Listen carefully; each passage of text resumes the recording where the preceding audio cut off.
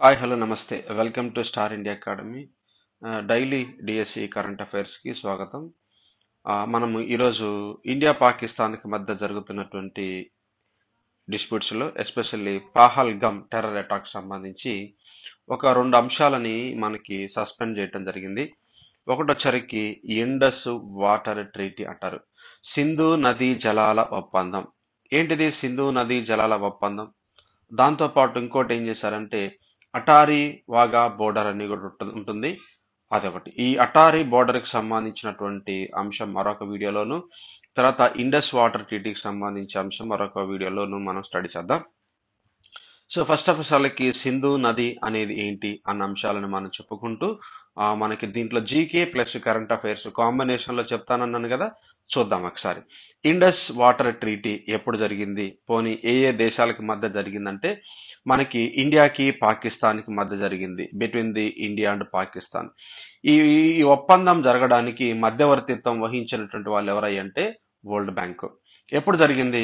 September 1960. ప్రశ్న ఇలా అడుగుతాడు, సింధు నది జలాల ఒప్పందం అనేది ఏ సంవత్సరంలో జరిగిందని చాలా సార్లు అడిగాడు అనమాట. సింధు నది 60 అనమాట, SIS 6 సింధు అనే పదం 60 గుర్తుపెట్టుకోండి. ఏ ఏ దేశాల మధ్య అంటే ఇండియా పాకిస్తాన్. బ్రోకరింగ్ అంటే మధ్యవర్తిత్వం వహించినటువంటిది వరల్డ్ బ్యాంక్ వాళ్ళు.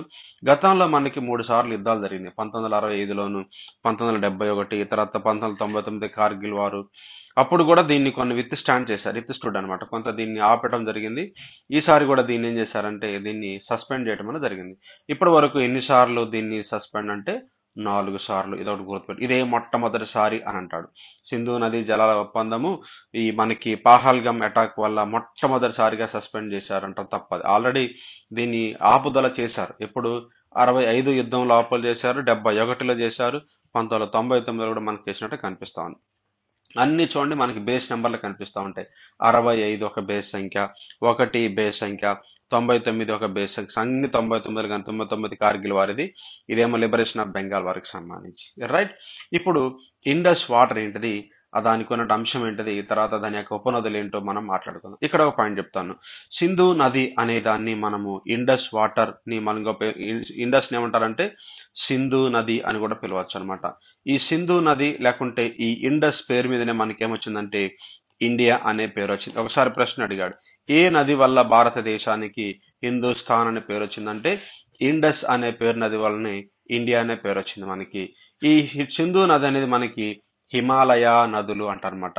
మనకి హిమాలయ ప్రాంతంలో ఆరిజినేట్ అయ్యి మనకి ప్రవహిస్తూ ఉంటాయి అనమాట. ఈ హిమాలయాల్లో ఆరిజినేట్ అవుతున్న నదుల్లో ప్రాముఖ్యమైన నదులు వచ్చరికి 3 కనిపిస్తూ ఉంటాయి. ఒకటి సింధు నది, రెండోది వచ్చరికి గంగా నది, మూడోది బ్రహ్మపుత్ర నది. సో గంగా బ్రహ్మపుత్ర నదులు రెండు కూడా బంగాళాఖాతంలో కలుస్తాయి. కానీ హిమాలయాల్లో ఆరిజినేట్ అయ్యి మనకి అరేబియా సముద్రంలో కలుస్తున్నటువంటి ఏకైక హిమాలయన్ మెయిన్ రివర్ ఎవరంటే ఇండస్ రివర్. గుర్తుపెట్టుకోండి.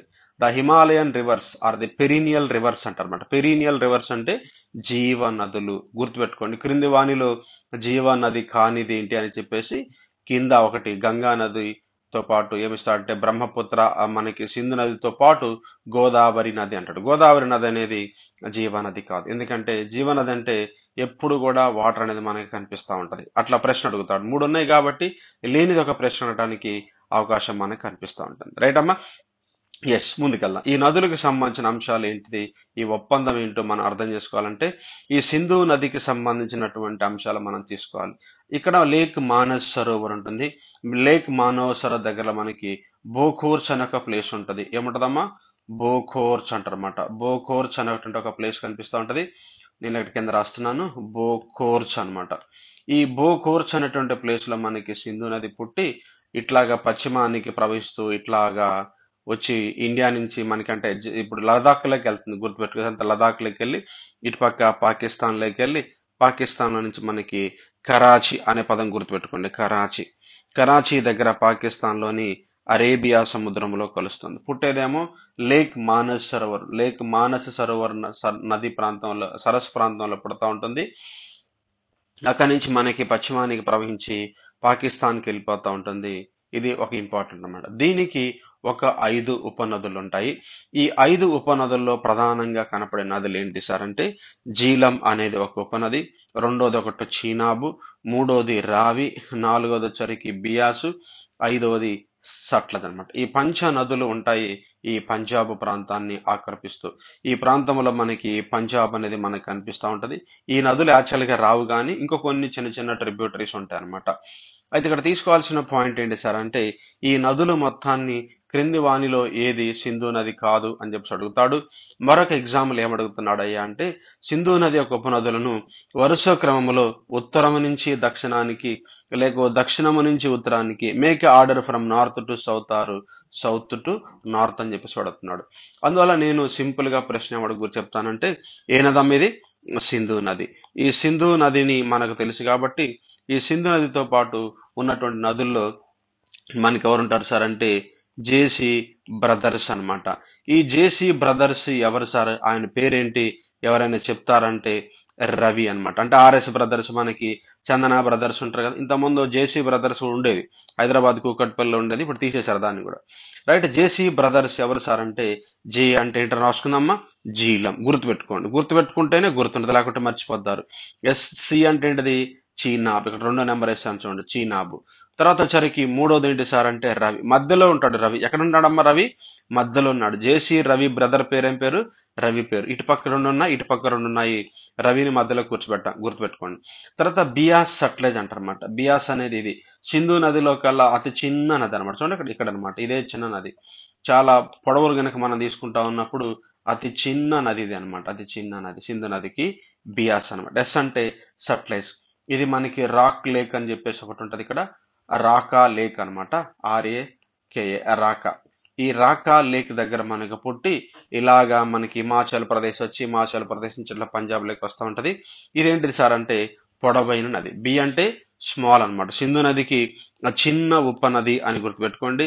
సట్లజ్ అనేది సింధు నదికి పొడవైనటువంటి నది. ఒకసారి ప్రశ్న అడిగాడు, అంతర్జాతీయ పొడవైన ఉపనది సింధు నదికి ఏది అని చెప్పి అడుగుతున్నాడు. అంతర్జాతీయ ఎందుకన్నామంటే ఇక్కడ టిబెట్ ప్రాంతము, తర్వాత ఇండియా నుంచి పాకిస్తాన్ లేక్ 3 దేశాల్లోకి వెళ్తా ఉంటుంది. అంటే ఇప్పుడు మామూలుగా సింధు నది ఉపనదుల్లో మనకి జీలం, చీనాబ్, రావి, బియాస్, సట్లెజ్ తీసుకుంటా ఉన్నప్పుడు ఒక సట్లెజ్ మాత్రమే 3 దేశాల గుండా ఇచ్చింది.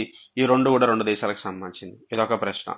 రైట్, మరొక ప్రశ్న నేను అడుగుతున్న ప్రశ్న చెప్పే సరళి మీరు చాలా పట్టుకోవాలి మీరు. మరొకసారి ప్రశ్న ఏమడిగాడంటే సింధు నది యొక్క ఉపనదుల్ని ప్రధానంగా ఏమంటారు అంటే ఈ హిమాచల్ ప్రదేశ్ లో ఆరిజినేట్ అయినటువంటి నదులు ఏంటిది? Which reverse originate in the Himachal Pradesh అని చెప్పి అడుగుతున్నాడు. మనకి జీలం ఎక్కడి నుంచి వస్తుందని చెప్పుకున్నాం ఇక్కడ, జమ్మూ కాశ్మీర్. జమ్మూ కాశ్మీర్ లో పుట్టేటువంటి ఏకైక నది జీలం. జేఫర్ జీలం, జేఫర్ జమ్మూ కాశ్మీర్ అన్నమాట. ఇది ఒకటి గుర్తుపెట్టుకోండి, జేఫర్ జీలం, జేఫర్ జమ్మూ కాశ్మీర్. మిగతా రివర్స్ ఏదైతే మనకి కనిపిస్తా ఉన్నాయో చీనాబ్, ఇక్కడ చూడండి చీనాబు, తర్వాత వచ్చరికి తర్వాత రావి, బియాస్. ఈ 3 నదులు ఎక్కడే అంటే 3 నదులు కూడా హిమాచల్ ప్రదేశ్ లేవే. గుర్తుపెట్టుకోండమ్మా, చాలా ఇంపార్టెంట్. పైన ఉన్నటువంటి సింధు, కింద ఉన్నటువంటి సట్లెజ్, ఈ 2 కూడా టిబెట్ ప్రాంతం నుంచి వస్తా ఉన్నాయి.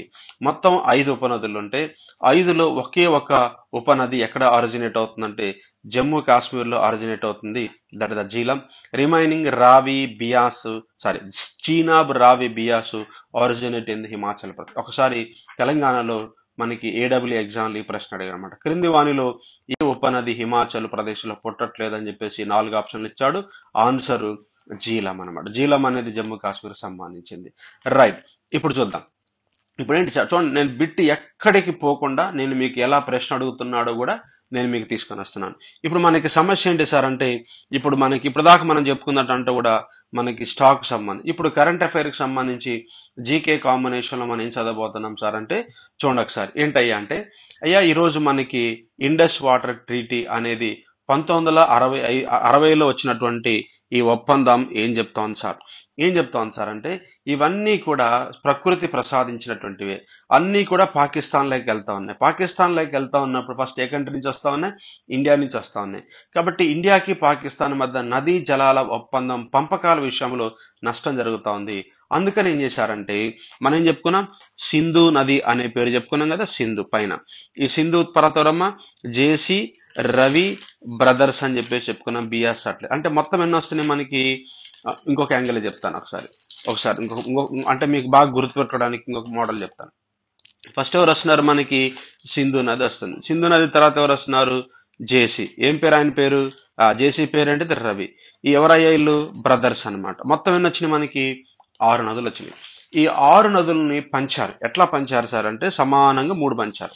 ఒకటి సింధు నది, రెండోది జీలం, మూడోది చీనాబ్, 3 నదులు. తర్వాత రావి, బియాస్, సట్లెజ్. ఏం చేశారు సార్ అంటే ఈ ఒప్పందం ప్రకారం ఏదైతే మనకి 1965లో జరిగినటువంటి ఇండస్ వాటర్ ట్రీటీ, సింధు నది జలాల ఒప్పందం ఏం చేశారంటే, అయ్యా ఈ నదుల్లో మనము 3 నదుల్ని ఒక దేశానికి ఇద్దాము అంటే సింధు, జీలం, చీనాబ్ అనేవి పాకిస్తాన్కి ఇచ్చారు. పాకిస్తాన్కి ఇచ్చి ఏం చేశారంటే ఈ ఈ ఈ వస్తున్నటువంటి వాటర్లో 80% మాత్రమే వాడుకోండి, వ్యవసాయానికి సంబంధించి కానీ హైడ్రో ఎలక్ట్రిసిటీకి సంబంధించి కానీ వాడుకోమని చెప్పారు. అంటే మిగతా రావి, బియాస్, సట్లెజ్ ఇండియా వాళ్ళకి ఇచ్చారు. ఇండియా వాళ్ళకి ఇచ్చి మిగతాది 80% వాడుకోమని చెప్తున్నారు. అంటే పర్సంటేజ్లు ఎందుకు పెడుతున్నారు అన్న పాయింట్ మీరు గమనించాలి ఇక్కడ. ఎందుకు పెడుతున్నారు సార్ అంటే ఇండస్ మన దేశం గుండా వెళ్తున్నప్పుడు మనం కనీసం ఒక చెంబు నీళ్ళు కూడా తాగకూడదా? నా పాయింట్ మీకు అర్థమైంది అనుకుంటున్నాను. జీలం వెళ్తా ఉన్నప్పుడు కనీసం మనం తాగద్దు కూడా? తాగొచ్చు. ఎంత వాడుకోవాలి అంటే Indus and the Jhelum Chenab water can be use by 20% by India 20%, remaining 80% should be used by the Pakistan only. ఇది షేర్ అన్నమాట. అయితే మనకి చీనాబు, బియాసు, సట్లెజ్ ఇవి కూడా మనకి ఇస్తున్నారు. అంటే దీంట్లో కూడా ఏంటది? 80% మనం వాడుకోవాలి, 20% పాకిస్తాన్కి ఇవ్వాలి. ఒకసారి ప్రశ్న అడిగాడు, తమది కాని జలాలలో సింధు నది, జీలం, చీనాబ్ విషయంలో ఇండియా ఎంత వాడుకోవాలి? 20% వాడుకోవాలి. తమ కాని జలాలలో రావి, బియాస్, సట్లెజ్ లో పాకిస్తాన్ ఎంత వాడుకోవాలి? 20% వాడుకోవాలి. సో ఈ ఒప్పందం అనేది మనకి జరిగింది. సో దీన్ని ఏం చేస్తుంది సార్ అంటే ఇప్పుడు పహల్గమ్ అటాక్ వల్ల ఈ ఒప్పందాన్ని మనం రద్దు చేసుకున్నాము. అంటే ఇప్పుడు వస్తున్నటువంటి వాటర్లో ఇండస్ వాటర్ కానివ్వండి, మనకి జేసీ అన్నాం కదా, జీలం కానీ, చీనాబ్ కానీ, బియాస్ ఎట్లాగా మనదే, సట్లెజ్ కానీ మొత్తం మనము పాకిస్తాన్కి మనం పంపించట్లేదు. ఈ రద్దుని మనం రద్దు చేసుకుంటా ఉన్నాము. రద్దు చేసుకోవటం వల్ల ఏమవుతుంది సార్ అంటే పాకిస్తాన్ అనేది ఎడారి కాబోతోంది, వాళ్ళకి వాటర్ అనేది దొరకదు అనేది దీన్ని మనం అర్థం చేసుకోవచ్చు. ఇది జనరల్ గా గ్రూప్ 1లో మళ్ళీ డీటెయిల్ గా మనం ఆలోచించుకోవచ్చు. కానీ మనకున్నటువంటి ఎగ్జామ్ ఓరియంటెడ్ లో మనము గుర్తుపెట్టుకోవాలి. నేను ఈ క్లాస్ లో ఏం చెప్పానంటే ఒప్పందం ఎప్పుడు జరిగింది, ఈ ఒప్పందానికి సంబంధించిన నదులు, వాటి పేర్లు, వరుస క్రమాలు, ఇవన్నీ ఎక్కడ పుడుతున్నాయి, పెద్దదేది చిన్నదేది, ఇవన్నీ కూడా మనం స్టడీ చేస్తాం. రైట్? Thank you.